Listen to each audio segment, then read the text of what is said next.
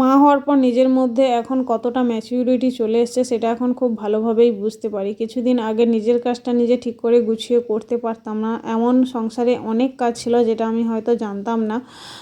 এখন দেখো সমস্ত কাজ নিজে করতে শিখে গেছি, বেবি সামলানো শিখে গেছি। আমাদের এই দিকে একটা প্রবাদ বাক্য বলতে শুনেছি, বাচ্চা পালা নয় হাতি পালা, সেটা এখন খুব ভালোভাবেই বুঝতে পারছি। কিন্তু দেখো সময়ের সঙ্গে সঙ্গে নিজেকে কিভাবে তৈরি করে ফেলেছি, আর নিজের কাজের সঙ্গে সঙ্গে বেবিকে সামলানো, বেবিকেও ঠিকঠাক টাইমে ওষুধ খাওয়ানো, বেবির কী সমস্যা হচ্ছে, ও কী বলতে চাইছে, সব কিছুই যেন কেমন একা একা বুঝতে শিখে গেছি। যাই হোক গাইস, দেখো সোনাকে আমি ভিটামিন D3টা খাইয়েছিলাম, আর ওকে মানে রোদে দেওয়ার জন্য দেখো ওর মুখে কিন্তু এই ঘামাচির মতন ছোটো ছোটো এই র্যাশগুলো বেরিয়ে পড়েছে। আর ওষুধটা না খাওয়ার জন্য কত রকম আটভঙ্গি করছে, দেখো মুখটা একদম চিপে রেখেছে যাতে আমি না ওকে ওষুধটা খাওয়াতে পারি। এখন থেকেই দুষ্টুমি শুরু করে দিয়েছে, মাত্র কয়েক দিনেরই হয়েছে ও।